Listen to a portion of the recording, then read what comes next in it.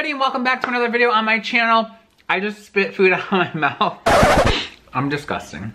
Hello everybody and welcome back to another video on my channel. It is Kevin here, and as you can see, we're back on the other side of the bookshelf today. We are back in front of Damien's graphic novels and his more graphic novels and some of his dolls over here and just more graphic novels. And you know, we're back on this side because this side of the bookshelf gets the good natural lighting, although that light's not natural and I wish it was off. Okay, this natural lighting's not the greatest now that I sit here and think about it, but whatever, okay, it is what it is. Today's video, I'm going to talk about what I'm going to be working on for NaNoWriMo and just kind of,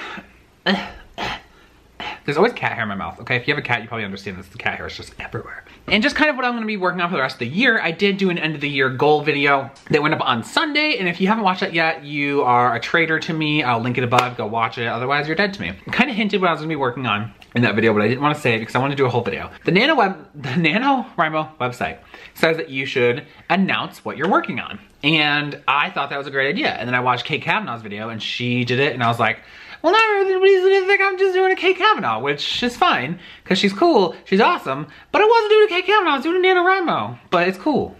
It's cool. I'm gonna do that here and now. And I'm stalling, because I don't want to say it. I have maybe been accused online on a gossip website of being a little all over the place. And I know that's true, and that's okay. It's just who I am. It's a part of just my brain and how I work with writing and stuff like that. So I actually, if you're watching this right now, October 16th, 2019, The Witch book is currently almost done. So last night I finished editing it and tomorrow will be I mean, not tomorrow, but I'm gonna do the final read through. One last read through and then it's going off to Rena, my agent Rena, and yeah, so I got that done. But again, I am a little scattered, I'm a little all over the place. I've been known to jump around in the past and this. So, and I had goals this year for wanting to get done certain projects. At the beginning of the year, I made a video, it's like, I wanna get these projects done this year. Well, a while back, again, I was watching a Kate Kavanaugh video, which I'm not trying to steal her life yet. She does have a cute dog. But I was watching one of her videos and she just talked about Reddit has a writing prompt page. And so I was like, let me just go check that out. I've never even looked at it before. Meh. So I saw a writing prompt. It was something about something, I don't even remember what the actual prompt was now, but it sparked this idea in my head that grew into the story idea I have. And I don't know how to explain it without ruining it. This book, okay, this is a new young adult contemporary rom-com, which is usually kind of my bread and butter when it comes to writing. It's what my first two books to my agent were. They kind of both have serious, well, not kind of, they do both have serious undertones because I like to have the romance and the ooey gooey like butterflies, but also have some kind of seriousness to it because that kind of grounds it in reality for me rather than it just being like, meh, you know? So I'm trying to ground it in reality. So this next book is kind of going back to my roots, you know? It's kind of going back to my roots. And it is a rom-com kind of about, I don't want to ruin it. It's a love story, obviously, about a gay teenager who meets another gay teenager. And they are trapped in a place for 24 hours together. And I've never written a book that takes place in such a short amount of time. In fact, I usually struggle a little bit because I know my books need to take place over a longer period of time, but it's hard to like kind of map out the timeline for things. So this is gonna be interesting to me because I feel like adding in a very short timeline, which I am actually currently beta reading or critique reading. I don't really know what I am to her, Lindsay Puckett, but whatever. I don't know which one I am, but I'm reading her book right now and hers takes place in a very truncated time frame as well. And I feel like writing a book that takes place in a predetermined time frame kind of adds this sense of tension to the story without really, I was gonna say without trying. You still have to try, obviously, but knowing that there is an end to something and that the characters know there's an end to something, I feel adds a bit of a, like more of a tension twist to it that I think I'm gonna enjoy liking, writing. Yeah, you know what I meant.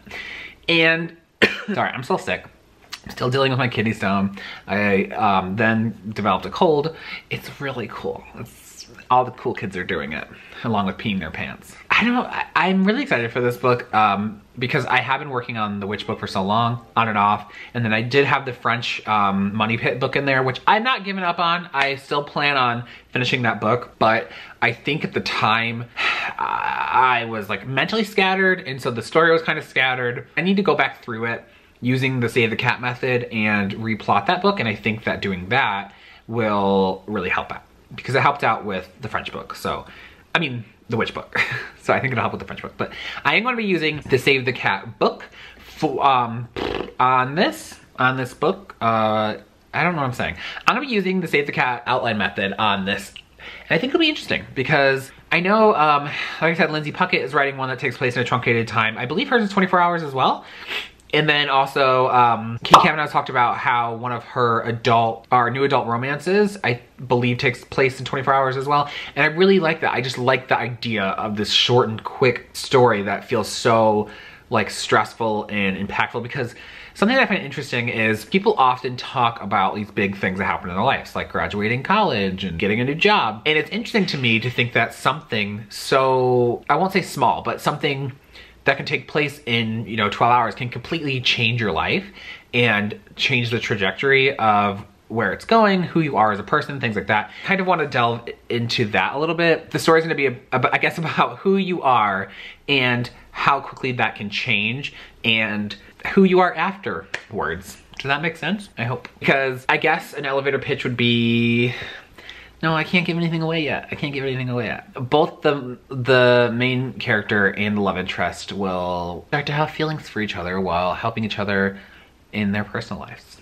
And I already have the love interest like almost completely like fleshed out in my mind. I can kind of like see him already. Yeah, I can kind of see him already. The main character is still kind of a little mystery for me. You need to do some Preptobering before Nano starts, because otherwise I'm gonna be flailing. But I'm super excited for this book. It's gonna involve, I don't wanna give anything away. It's gonna be a short, truncated story that involves a cute boy and maybe some streaking and, just stuff. Just stuff. And really expensive food that's not supposed to be expensive. I don't really know how to explain it without giving anything else away. So I'm just super hyped for this story. I don't know what it is. I just came up with the story idea, like I said, after reading that Reddit story prompt, which is so weird because like I vaguely remember what it was, and it has nothing to do with my story now. I don't know how it ignited the thought of what it became, but here we are. Isn't that the best stories? You just don't even know where it came from. It just, because that's where I'm at. I have not come up with a tentative title for it. I guess I'll start calling it the 24-hour novel. Is what I'm gonna call it. The 24-hour book. The 24-hour book. Because I say 24 hours, but I actually think it might take place in like 36 hours. That is something I can work out later when I'm plotting more. It's gonna be like yeah.